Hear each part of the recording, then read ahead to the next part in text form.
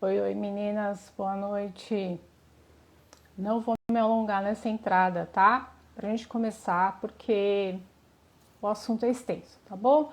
Então eu gostaria primeiro de agradecer vocês que estão aqui, os que entrarão, e assim a gente já começa, tá? Então só para relembrar, qual metodologia que eu uso para fazer análise, tá?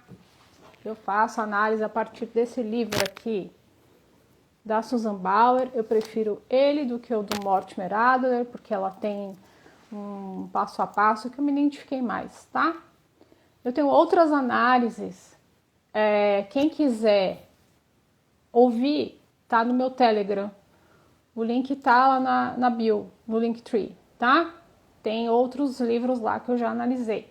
Esse é o 5º livro de narrativas. Eu estou encerrando esse projeto e agora o próximo projeto serão sobre as autobiografias, tá bom? Então hoje a gente vai fazer a análise do livro Orgulho e Preconceito da Jane Austen, que eu li essa edição da Martin Claret, tá? Capa dura, é linda essa edição. Vamos falar um pouquinho sobre a gramática, como que a gente faz a análise da gramática, e aí eu vou começar a falar da lógica da retórica, tá bom? Nem tudo eu vou compartilhar, tá? Porque retórica, eu tô falando de coisas muito íntimas minhas. O ideal, sempre quando a gente vai fazer a análise da retórica, você fazer com alguém que tá lendo o livro. Como ninguém estava lendo o livro, eu deixei aqui, se um dia surgir alguém que queira compartilhar comigo a fase da retórica, estou à disposição, tá bom? Então tá. Então boa noite, a Carla me mandou boa noite, a Rosinha também me mandou boa noite, mas muito obrigada, viu meninas? Então vamos lá. Como que a gente faz a análise da gramática? Super simples, tá? A gente faz. A Susan fala para fazer dos 10 capítulos. Eu não faço dos 10, tá, gente? Eu fiz dos 60. Já que é para fazer, faz de tudo. Eu fiz dos 60 capítulos. Como que é isso? Eu listo os personagens daquele capítulo. O meu livro é todo riscado. Eu vou riscando conforme eu vou lendo o capítulo. Não sei se vai dar para ver. Eu risco, ó, tá vendo? Eu grifo, tá? E aí depois o que eu faço? Então eu marco os personagens. Em cima do que eu li, eu crio um título e subtítulo meu, do que eu achei daquele capítulo, e faço um resumo. Gente, resumo é resumo mesmo, tá? Resumo não é você reescrever o que tá falando no capítulo, não. Tá bom? É resumo, meia página. Só que às vezes esse resumo, você tem questões lá, alguma frase que você quer anotar. Então é importante também fazer essas anotações dos personagens. Então, por exemplo, normalmente aspectos psicológicos que o autor traz, eu anoto. Eu anoto porque eu acho que aquilo acaba mapeando o personagem para mim. Depois, quando eu vou fazer a análise da lógica, fica mais fácil, tá? Eu faço assim. Susan indica fazer de 10 capítulos, eu fiz de tudo. E eu acho que eu ganho muito quando eu faço de tudo, tá bom? Tá aí, tudo bem? Eu vou fazer uma sugestão. Tem o link de perguntas. Se vocês tiverem as perguntas, mandem lá. Porque mesmo que eu não responda hoje na live, o que eu faço? Amanhã eu respondo nos destaques. Eu dou um print antes de fechar a live e amanhã eu respondo nos stories e monto um destaque. Pode ser? Eu acho que vai funcionar melhor, tá? Então esse é o meu caderno. Ai, já derrubei aqui, gente. A intensidade é grande. Eu uso esse caderno, sempre esse caderninho. Esse aqui é da Espiral, tá? Ele pode ser com linha, esse é quadriculado, mas tem pontilhado e tem em branco também. Eu gosto deles porque acho que para colocar, para guardar, é mais fácil, que é tudo padronizado. Normalmente eu só mudo a cor, tá? Veja só, esse aqui é o caderno, olha. Tudo isso aqui, ó, tá vendo que tem um marcador aqui? Tudo isso aqui é gramática, tá? Isso aqui foram 60 capítulos que eu fiz, que eu falei para vocês, e o restante foi a lógica retórica. Então, na verdade, quem que monta, né, como a gente aprende no Trivial, quem faz a base é a gramática. E a gramática ajuda a gente a entender lá na frente a lógica retórica. Preparadas? Então, vamos lá. Eu vou começar com as perguntas, então, tá? Da lógica. Se esse romance se passa no nosso mundo, uma crônica, portanto, como o escritor nos revela essa qualidade? É importante na fase da lógica você escrever o porquê. Você não dá sua impressão, você mostra, pontua no texto, com a página, a citação, o porquê da sua resposta. Então eu coloquei uma resposta. Jane faz isso focando nos detalhes psicológicos. A gente vê que às vezes alguns autores focam nas paisagens e isso tem uma relação com o personagem. No caso da Jane não, ela trata de aspectos psicológicos, tá? Então vou dar um exemplo aqui para confirmar a minha tese, né? Então, exemplo, o Sr. Bennet, isso aqui é escrito, tá? Acho que nos primeiros capítulos. É uma mistura tão estranha de agudeza, de humor sarcástico, de reserva e de capricho. Então aqui ela já apontou aspectos psicológicos do Sr. Bennet. Então realmente a Jane usa desses artifícios, tá? Para pontuar que é uma crônica e que está relacionada com a realidade, tá? A nossa realidade. O que o personagem central está querendo? O que está no seu caminho? E que estratégia ela adota para superar esse obstáculo? Então vamos lá, eu vou responder, tá? Elizabeth quer se casar, mas por amor. Ela rejeita o Sr. Collins e o Darcy. Então ela rejeita o Collins, que era primo dela, que era aquele que detinha o morgadio. O morgadio naquela época, né, na aristocracia britânica, era a pessoa que tinha o direito da herança do homem. Então se o homem não tinha filhos homens, o próximo herdeiro, mais próximo, no caso Collins, era sobrinho de um irmão que até o Sr. Bennet não gostava, herdaria o que era dele. Tá? Acho que as meninas iam ficar com uma quantia pequena e o restante ia para o Collins. Então, a Elizabeth quer se casar, mas por amor. Ela rejeita o Sr. Collins e o Darcy. Ela tem o morgadio no meio do caminho e o fato de não ter nenhum irmão, porque elas eram em 5 meninas, né? Veja a crítica que Liz faz a Charlotte Lucas, que era amiga dela, sobre aceitar o pedido de casamento de Collins. Collins pede Elizabeth em casamento, é rejeitado. Depois de 3 dias ele já pede Charlotte, que era a vizinha dela e amiga, tá? E a Lizzie, essa foi a percepção que a Lizzie teve. E a senhorita Lucas, que o aceitaria pura e simplesmente pelo desinteressado desejo de obter um meio de vida. Então aqui a gente percebe a Lizzie, eu gosto muito de falar a Lizzie, não a Elizabeth, tá, gente? De que, olha só, a senhorita Lucas, que o aceitaria pura e simplesmente pelo desinteressado desejo de obter um meio de vida, que era ter um marido mesmo que as sustentassem, porque as mulheres naquela época, principalmente as da aristocracia inglesa, elas precisavam de um marido para sustentá-las. E a Charlotte recebeu o pedido, ela não titubeou, ela aceitou, diferente da Lizzie. Então a Lizzie não estava de olho nesse meio de vida. Lizzie estava de olho no amor, de verdade. Não no dinheiro, não no meio de vida. Tá? Veja nesse comentário a Charlotte que ela se torna bem crítica a essa busca de se casar por dinheiro. Quando Lizzie descobre que ama Darcy, ela percebe que sua família é um impedimento. Com a displicência do pai no cuidado com suas irmãs mais novas. O Sr. Bennet simplesmente ignora o conselho de Lizzie de não deixar Lydia ir à casa dos Forsters, que era um coronel. Liz achou que não era bom o pai deixar a Lydia ir para se... Tinha acho que 1 mês de amizade com a esposa desse coronel. Ela apontou para o pai, ela diz: nossa respeitabilidade perante o mundo deve ser afetada pela extrema leviandade, pela audácia e pelo desdém, por toda a compostura própria do caráter de Lydia. Então ela falou, pai, a Lídia não tem juízo, o senhor está deixando a Lídia para uma casa de pessoas que a gente não conhece, e isso pode colocar em risco a nossa respeitabilidade perante o mundo. O que a Alice estava querendo dizer aqui? Então a gente vê dois obstáculos. Um obstáculo, o primeiro obstáculo é o morgadio. Né? Ela entende que por ela, as mulheres não podiam trabalhar naquela época. Elas precisavam de um marido, e um marido numa boa condição. Ou um irmão. No caso, ela não tinha irmão, só irmãs. Primeiro obstáculo. Segundo obstáculo, a situação da família.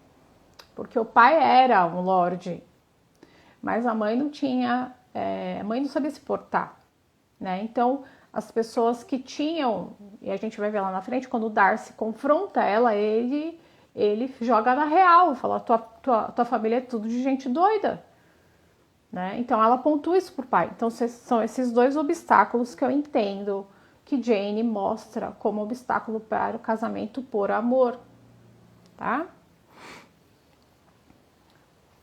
Que ponto de vista o escritor escolheu adotar? O que ele ganha e o que ele perde?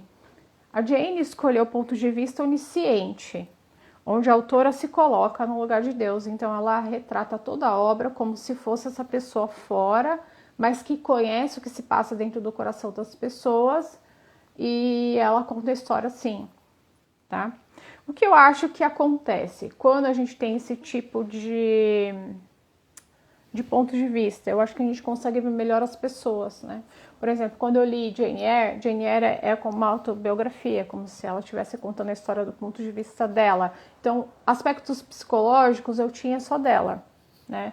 Eu não tinha dos outros personagens. E até tem isso na minha análise, acho que tem no YouTube, para vocês perceberem a diferença, porque aqui a gente vai fazer um outro exercício, né? Em cima disso. Quando você tem esse ponto de vista onisciente, você sabe o que está acontecendo com todos os personagens internamente. O que eles estão sentindo, o que eles são, quais são as aspirações, pecados, motivações. E eu acho que o ponto de vista onisciente ele é bem rico nisso, tá? Eu não acho que perde nada, não, tá? Reconte uma passagem crucial do romance de um ponto de vista diferente. Então, a gente vai sair do ponto de vista onisciente e o que isso mudaria na história. Então, eu vou recontar uma passagem com outro ponto de vista, tá? No capítulo 34, quando Darcy pede Lizzie em casamento e ela o rejeita. Então, a gente tem no onisciente o narrador contando a história dos dois, né? O que está acontecendo com o Darcy, o que está acontecendo com a Lizzie. Aqui eu vou colocar, então, o ponto de vista escolhido é a terceira pessoa objetiva. Então, vamos ver. Darcy vai até Lizzie e diz que a ama de forma bem sincera, crendo que era recíproco, que Lizzie não o recusaria. Lizzie fica surpresa e até mesmo brava com toda a sinceridade que Darcy apresenta em seu argumento contra sua família. Então, aqui, veja, é a terceira pessoa falando da situação, que é a terceira pessoa objetiva. Quando a gente fala do onisciente, é diferente. Lá no onisciente a gente vê o Darcy vindo e você sente toda a emoção dele quando ele tá falando com ela e toda a repulsa dela ouvindo. Na terceira pessoa objetiva a gente não percebe isso, tá? Então, quando eu escolhi esse ponto de vista, percebi que perdi detalhes emocionais dos personagens. Isso empobrece o texto, realmente eu acredito que empobreça, tá? Qual o cenário da história? Então a gente fala, o cenário da história é a aristocracia britânica, que já estava em decadência, né? Eu li a biografia da Jane, mas estava fazendo um curso específico dela, tive que parar, então acho que depois que fizer o curso aí eu vou poder incrementar um pouco aqui, tá? Mas vamos lá. Uma descrição que me chamou muita atenção foi encontrada no capítulo 43 sobre Pemberley, que é a casa do Darcy, que é a casa que era do pai do Darcy, tá? Então, eu vou ler o trecho aqui para vocês. Lembrando que, fase da lógica, sempre você tem que colocar sua referência. Então, eu coloco capítulo, coloco página, tá? E isso também tá grifado no livro, tá? Então, eu vou falar a descrição para vocês. Era um edifício de pedra, belo e amplo que se erguia no meio de um jardim em aclive e tinha por trás uma cadeia de altas colinas cobertas de bosques. E à frente um riacho de dimensões naturais razoáveis. Era alargada, mas sem nenhuma aparência artificial. Suas margens não eram nem regulares, nem falsamente ornamentadas. Essa é a casa do Darcy, gente. Casa tem uma simbologia muito forte, porque a sua casa parece com você. Não tem como você morar numa casa e essa casa não parecer com você, por mais simples que seja. E aqui eu fiquei com uma pulga atrás da orelha, eu coloquei, seria uma referência a Darcy? Porque veja, ela usa alguns adjetivos bem interessantes, ela usa, mas sem nenhuma aparência artificial. Isso aqui, Pemberley, isso aqui foi depois que ela leu a carta que o Darcy deu para ela, falando sobre o Wickham, tá?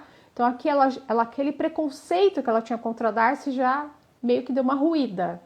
Contou que o Wickham tentou raptar Georgiana, que era irmã dele, tá? E aí ela olha, isso aqui é a Lizzie falando, ela olha para Pemberley, que é a casa do Darcy, e faz essa descrição usando esses adjetivos, mas sem nenhuma aparência artificial, nem falsamente ornamentadas. Aí eu fico com essa pulga, eu falei, puxa, será uma referência a Darcy? Por quê? Porque a casa fala muito da pessoa, né? Depois ela faz uma referência da parte interna da casa, eu vou ler para vocês. Eles seguiram até o salão de jantar. Era uma sala ampla, de belas proporções, magnificamente decorada. Elizabeth, depois de examiná-la por alto, foi até uma janela para apreciar a vista.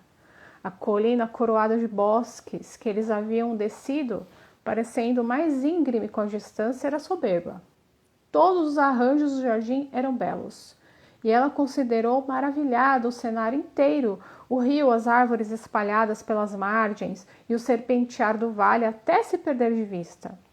Ao passarem para outras salas, tudo aquilo assumia diferentes posições, mas de cada janela havia belezas para serem admiradas. Agora, as dependências eram majestosas e belas, e o mobiliário adequado à riqueza do proprietário.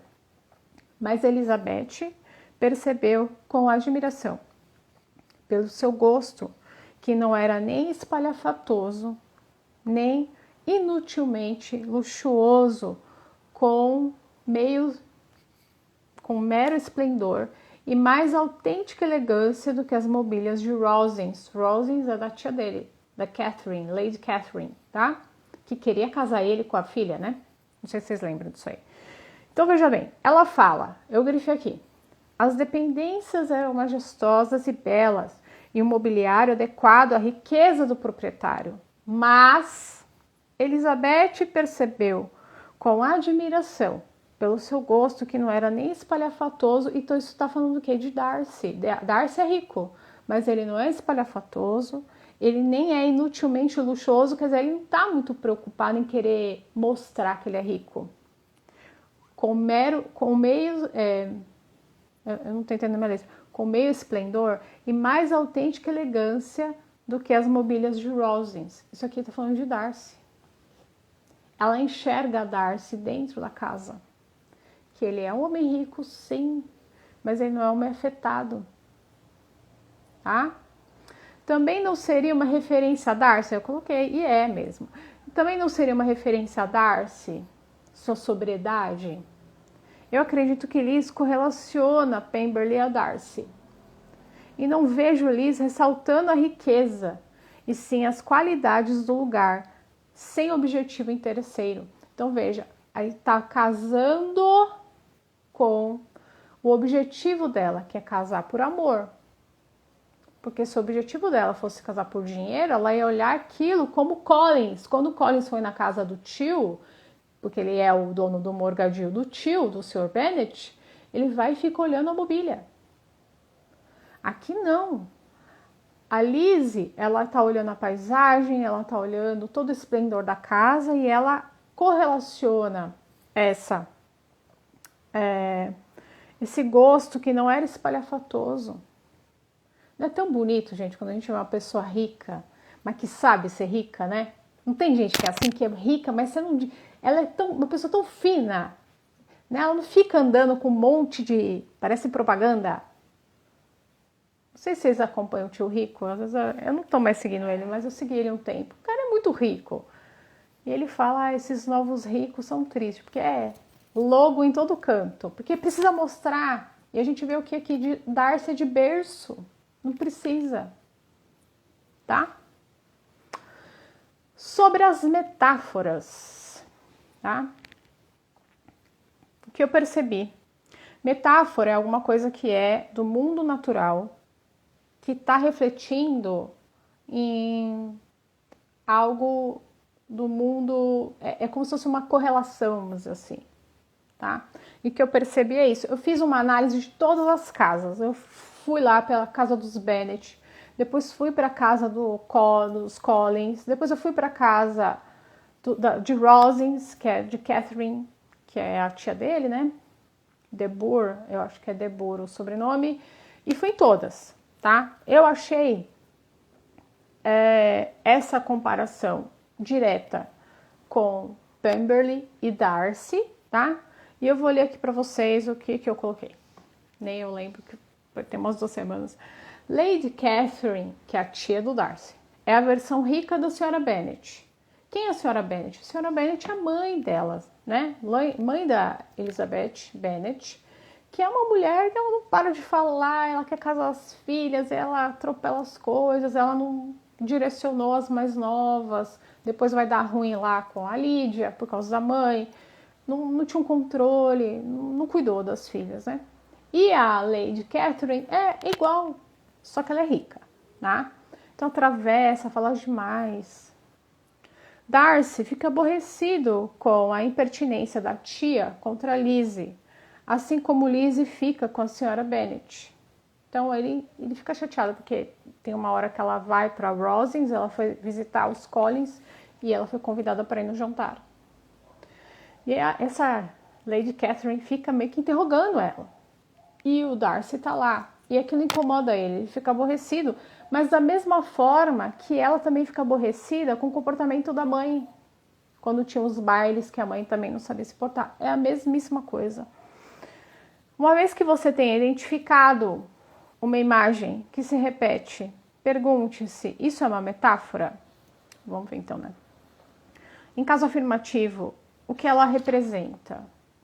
Uma metáfora é um objeto físico ou ato que representa outra coisa, uma atitude, uma verdade. Então, eu fiz essa análise das casas, tá?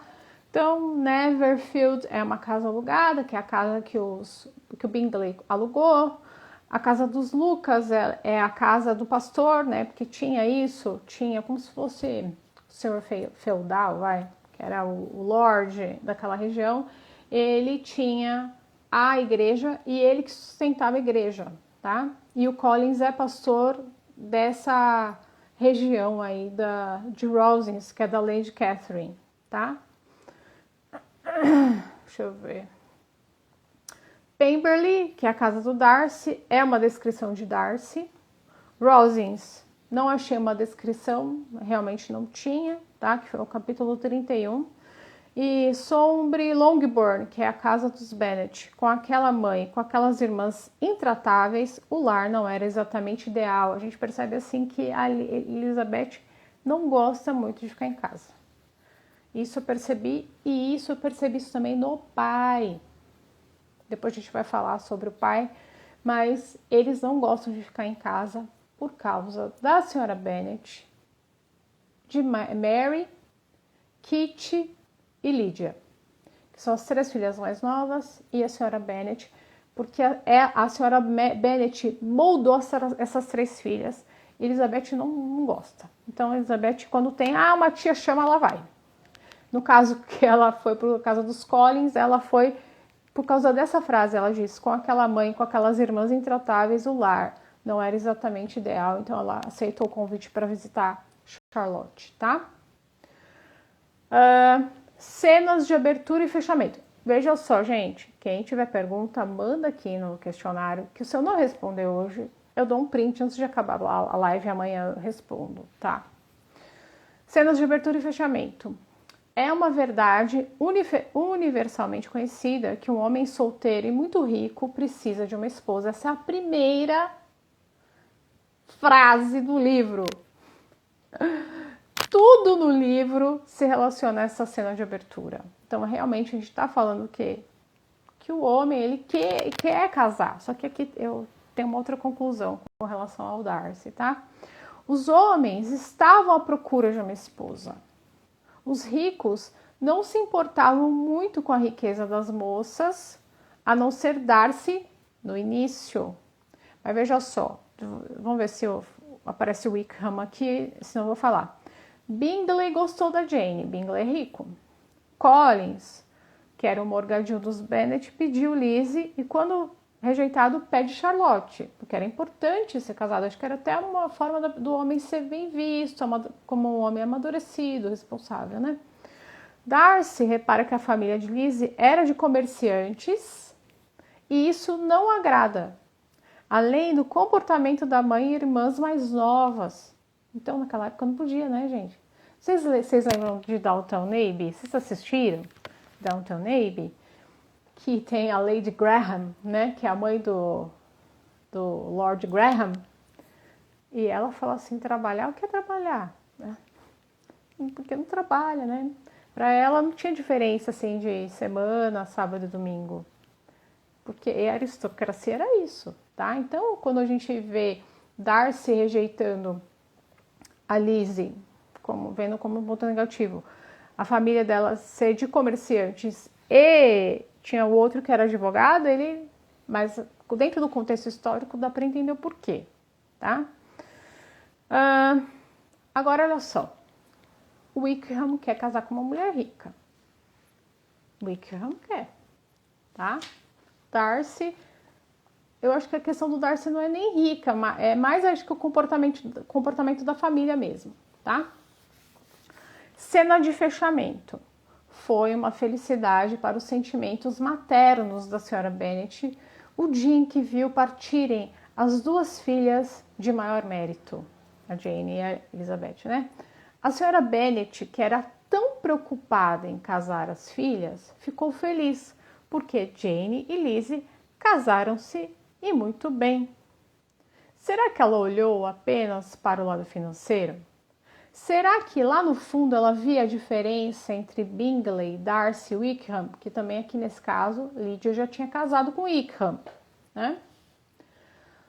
Aí eu coloquei aqui, creio que não, porque continuando o texto diz: eu gostaria de poder dizer em favor da família que a realização de seus sonhos mais profundos com o casamento de tantas de suas filhas tivesse produzido o feliz efeito de torná-la mais sensata. Então a gente está falando da senhora Bennet, né?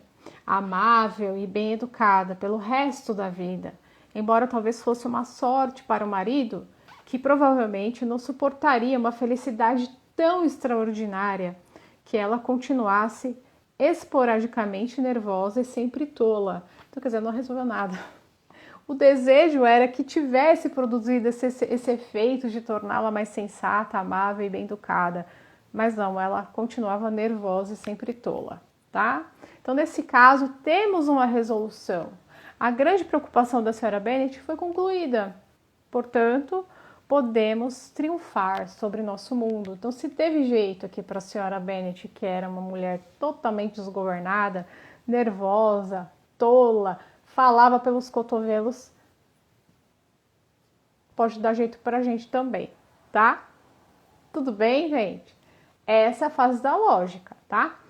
Então, só com essas minhas dicas da minha própria análise, se você quiser fazer, com literatura é assim que se faz, tá? Fase da lógica, beleza. Fase da retórica, como eu disse, nem tudo eu vou falar aqui, porque tem coisas íntimas, tá? Leitura no estágio retórico. Você simpatiza com os personagens? Eu vou abrir meu coração então para vocês. Você simpatiza com os personagens? Com quais e por quê? Vou falar, porque eu acho. Darcy, Sou do time Darcy, I love you, Darcy. Me identifico com Darcy pela generosidade, mas principalmente pela sinceridade. Quando ele fez o primeiro pedido de casamento a Lizzie, ele expôs a questão da casa da Lizzie claramente, ele não ficou passando pano não. Aquilo foi um duro golpe para Lizzie, mas ele falou a verdade.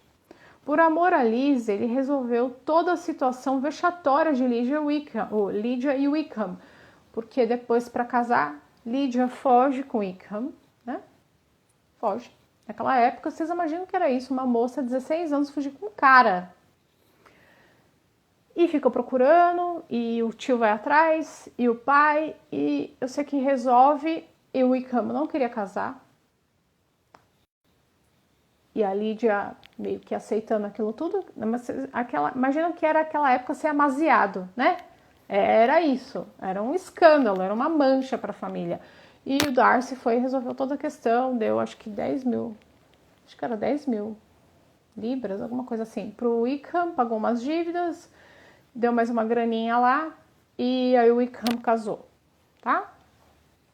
Então veja só, Darcy pontua para Lizzie falar a verdade sobre a sua família, por isso que eu gosto dele.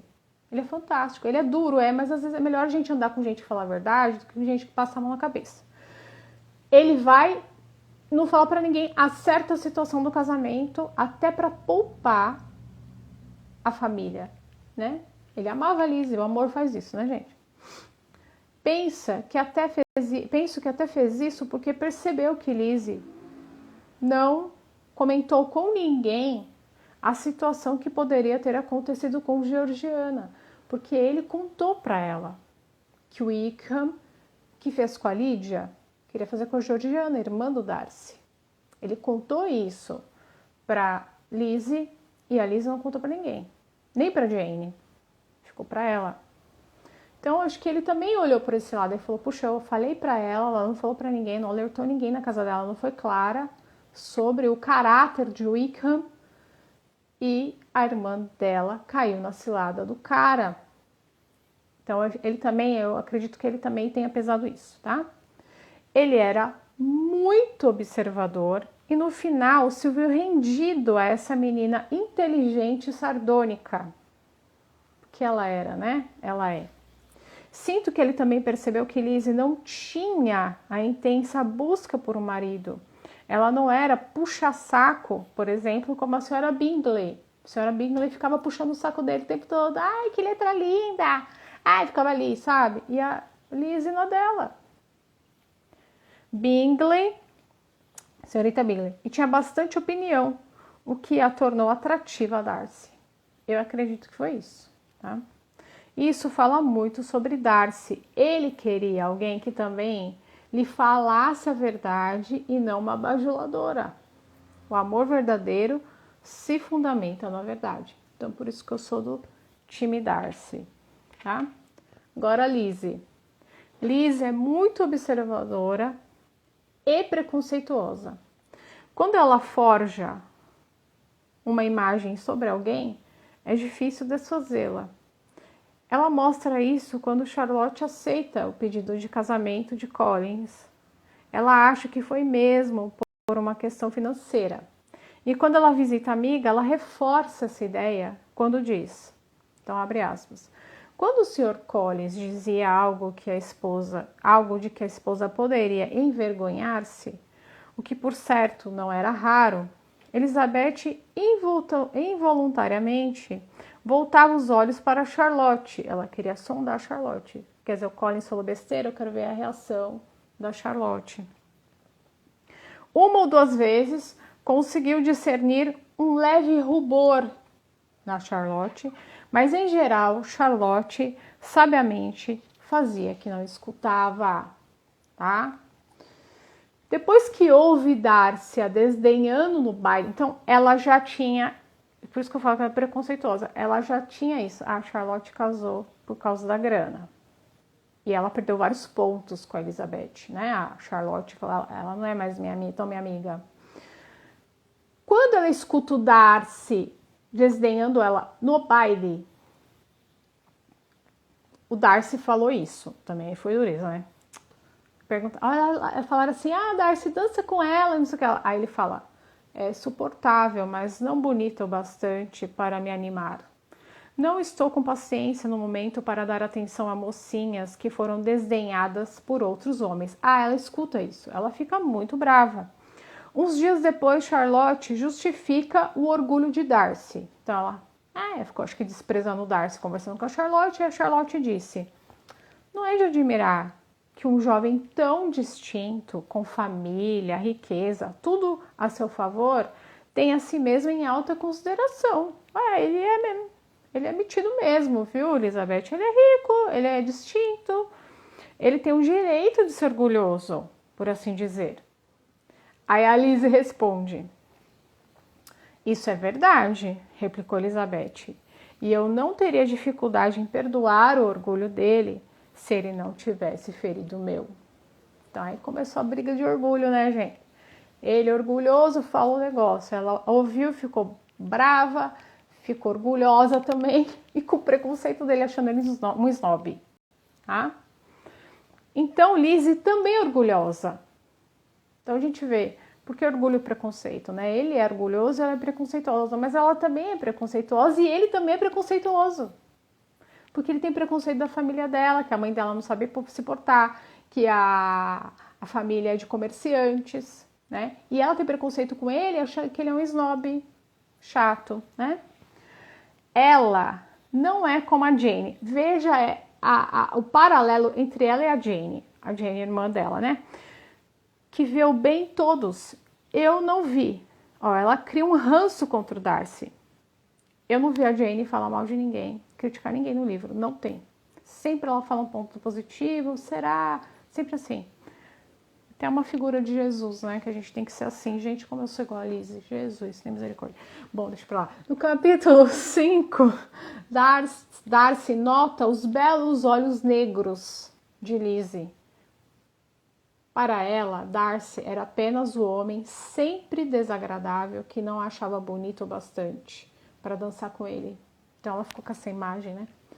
Lizzie é extremamente leal.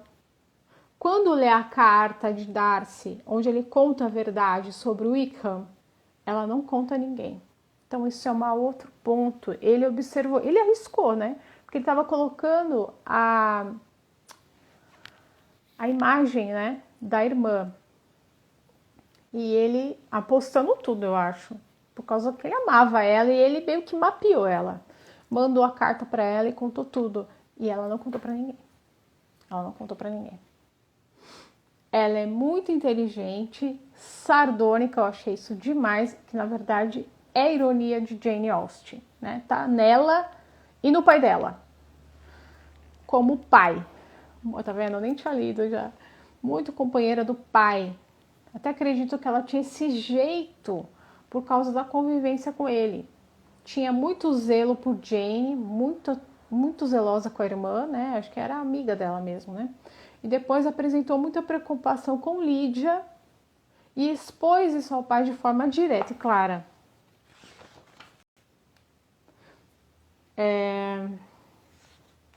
Deixa eu ver se é isso. Teve muita opinião ao falar a Lady Catherine, que não abriria a mão de Darcy, porque a Lady Catherine ficou sabendo, né? Começou o rumor de que ela ia casar com Darcy, mas eles nem tinham conversado de novo.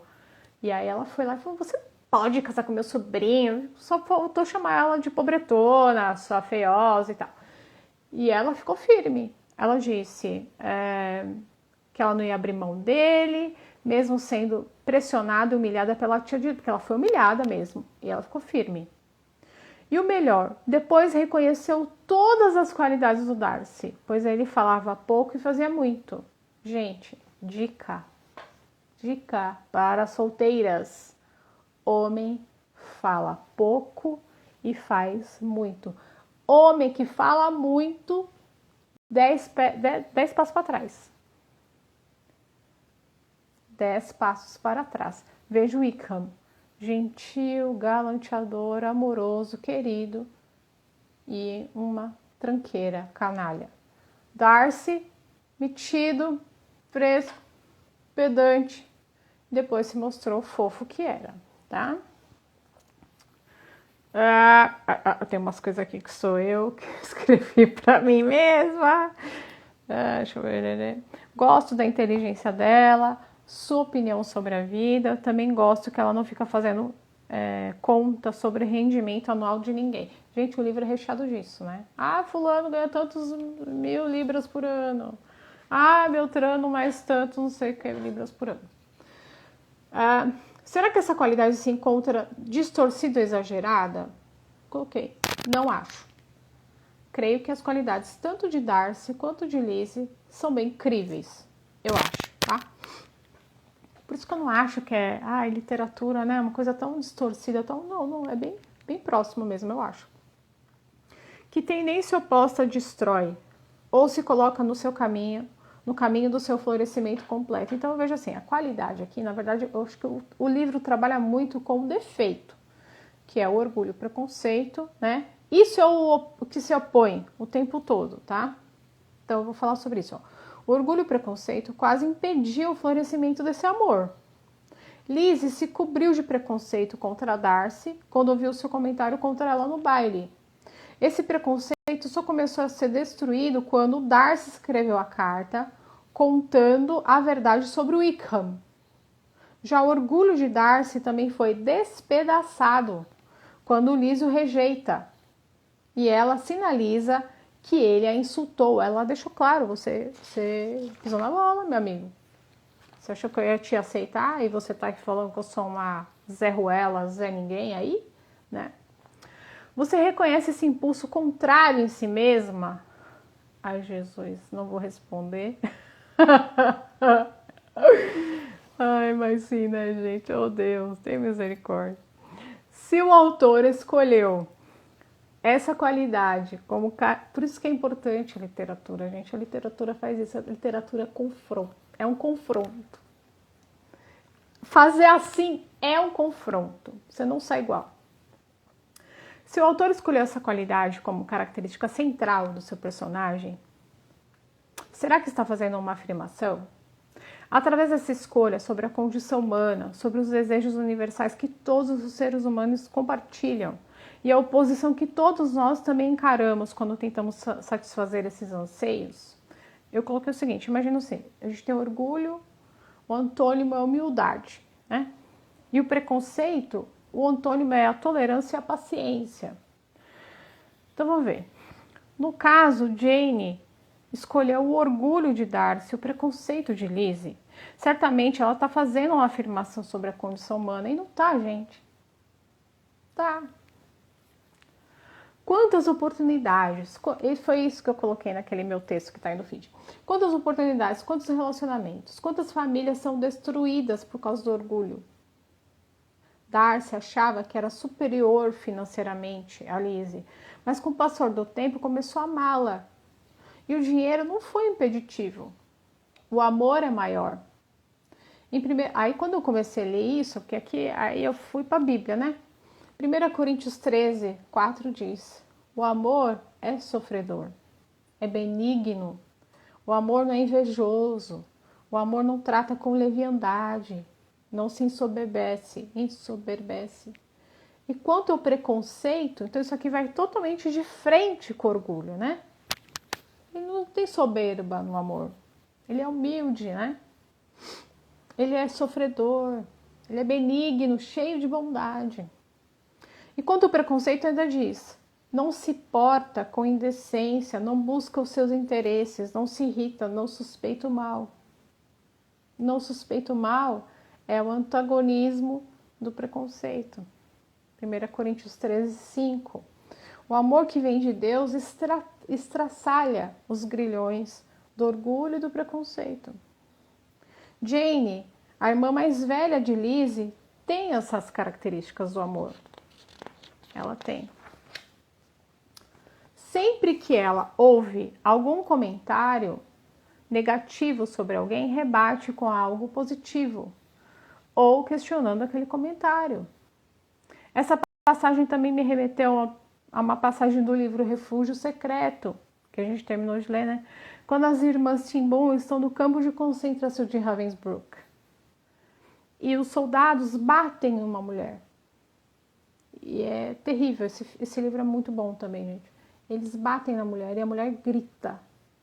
E a Corey chora por causa da mulher. Mas a Betsy chora por causa do soldado. Porque o soldado, ela diz assim, veja, porque ele não conheceu o amor de Deus. E a Betsy tinha isso, a preocupação da Betsy era cuidar dos soldados no pós-guerra, que fizeram tanta maldade, porque não conheciam o amor de Deus. Esse é o amor. Esse é o amor de Deus. Ele constrange, ele ama. Ele não tem lugar nem para o orgulho, nem para o preconceito. Tá? A técnica do escritor lhe dá uma ideia de sua tese central, de sua compreensão da condição humana. O uso do ponto de vista onisciente, que seria a posição de Deus, reflete como Jane via a vida e seu olhar sobre o casamento. Detalhe, Jane não casou, tá, gente? Parece que recebeu pedido de casamento, mas não aceitou, porque ela tinha muito isso. Ela queria casar por amor. O objetivo do casamento não é a quantidade de libras por ano, mas as qualidades, a hombridade do homem e se há amor. Ela faz isso com Lizzie, com Jane e até com Lydia, apesar dos pesares. E essa, eu creio, é a posição divina. Creio que por Jane ser filha de pastor, tinha esse alvo em seu coração, já que rejeitou um pedido porque não amava o rapaz. Tá? O que a perspectiva do livro lhe diz sobre a forma como os seres humanos são moldados? Se o romancista acredita que somos produto do nosso meio, que o espaço e o tempo em que vivemos determina quem somos, ele prestará atenção redobrada em cenários físicos.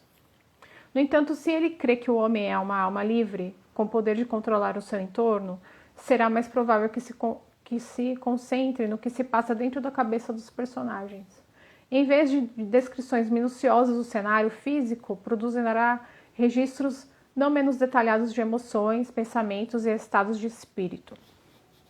Sinto que se trata da questão da alma livre, mas que foi guiada pelos pais. Os jovens da história, na realidade, refletem a educação que receberam. Jane e Lizzie receberam essa educação do Sr. Bennet. Esse pai acompanhou muito mais de perto essas duas filhas, por isso que elas eram do jeito que eram. Já a Kitty, a Mary e a Lydia foram acompanhadas pela senhora Bennet, já totalmente tudo doidinha, tá? Vemos isso nos Lucas também, inclinação para análise financeira, tudo eles olham a grana, então a Charlotte também é assim. Darcy, olha só que interessante, o Darcy deixou um retrato do Wickham na casa, e a Elizabeth percebeu isso, porque o pai gostava dele. O pai tinha morrido. Ele sabia a bela bisca que era o Wickham, mas não tirou o retrato do Wickham por respeito ao pai. Então veja a criação, que o Darcy é reflexo dessa criação. Tá? Então, eu acredito nisso, né? A gente é fruto mesmo. E aqui eu acredito que ela moldou os personagens em cima desses pais, tá? Seria o romance autorreflexivo? Descobrir mais sobre a condição humana a partir do romance. Isso é mesmo possível? Gente, se isso não é possível, eu não sei o que é, né? Com certeza. Me fez pensar sobre a minha condição de orgulhosa e preconceituosa, do quanto isso custa aos meus relacionamentos, na verdade a tudo. Quantas vezes fui armada a eventos, já fui armada a livros, pessoas, e deixei de aprender, de apreciar e até de amar. Quantas vezes aconteceu isso? Será que as palavras escritas podem comunicar algo de verdadeiramente significativo sobre a existência? As palavras de Jane me mostram que eu sou o Darcy, eu sou a Lizzie. E isso muitas vezes está tão entranhado em nós que nós não percebemos. Notamos no outro, mas não em nós, não em mim. Essa análise análise me fez lembrar de uma pessoa, uma situação, tal. Eu até mandei mensagem para essa pessoa, mas deixa para lá. Será que o escritor foi influenciado por sua época? Do pouco que eu estudei a biografia de Jane, do curso lá da Hillsdale College que eu fiz, sim, eu percebo que ela foi influenciada por sua época. Quando vemos a preocupação da senhora Bennet com Morgadil, por exemplo, vemos a realidade da época. A aristocracia, para manter as famílias, precisavam casar bem suas filhas, tendo amor envolvido ou não. Então, o negócio era casar, gostando ou não. Alguma tese nesse livro? O que exatamente... Tá acabando, tá, gente? O que exatamente o escritor está lhe dizendo? Lizzie foi bem criada pelo pai, tinha acesso à sua biblioteca, e através do livro é possível ver intimidade entre pai e filha. Isso fez de Lizzie sardônica e creio que pela desilusão amorosa de seu pai, porque o pai não era feliz no casamento, né? Ela foi ensinada a casar por amor. Acho que até por uma desilusão do pai, ele colocou isso no coração dela. Case por amor. Mesmo o pai não tendo se preparado para essa autonomia, porque o pai não fez economia, nada, eles ficaram esperando ter um filho homem e não tiveram, e não economizaram para dar um resguardo para as filhas, tá? Veja como Charlotte reagiu ao pedido do Sr. Collins e como Liz julgou no início. Então, esse era o objetivo dela. Da mesma forma, foi com Darcy. Ele poderia ter se casado com sua prima, se o interesse fosse posição e fortuna. Mas ele amou Lizzie.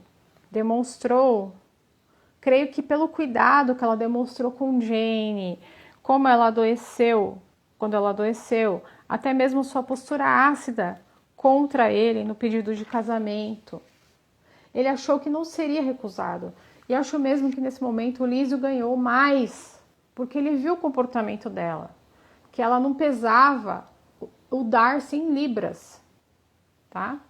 Veja o antagonismo disso no comportamento da senhorita Bingley, que o tempo todo mundo ficava falando, ai, Darcy ganha 10 mil libras por ano. Olha, ele é dono de Pemberley. O tempo todo. E ela não. Essa obra me diz a verdade. Beleza, estudo, dinheiro não são sinônimos de um casamento feliz. O amor, sim. O que pretende uma obra ficcional? Ficção propõe modelos para que possamos alinhar nossos caminhos.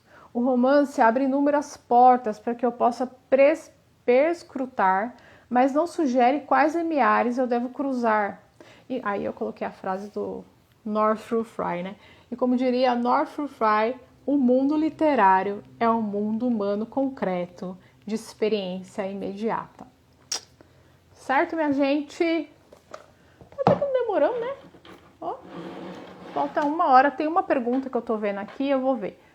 Gente, é isso, tá? Meses. Muitos meses. Olha o que faltou de folha para acabar. Pra vocês terem uma noção.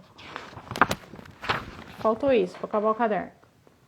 A última folha, ó. Tá? Deu certo, graças a Deus. Mas é isso. Demora. Eu acho que já falei isso aqui uma vez, sempre falo. Você quer melhorar a sua capacidade de compreensão textual? Faça isso. Enfia a cara e faça isso. É demorado? É. É cansativo? É. Mas você não sai a mesma pessoa, tá? Deixa eu ver a pergunta aqui. Não tem. Eu achei que tinha. Alguém quer perguntar alguma coisa? Quem é do time Darcy? Levanta a mão. Ai, ai. Gostou, Lu? Lu, isso aqui é o segredo. Isso aqui, a Isabela já pediu pra ela fazer o de Jane Eyre, fazer isso, sabe? Fazer. Isso aqui, ó, eu só li até aqui. Só li até aqui, ó.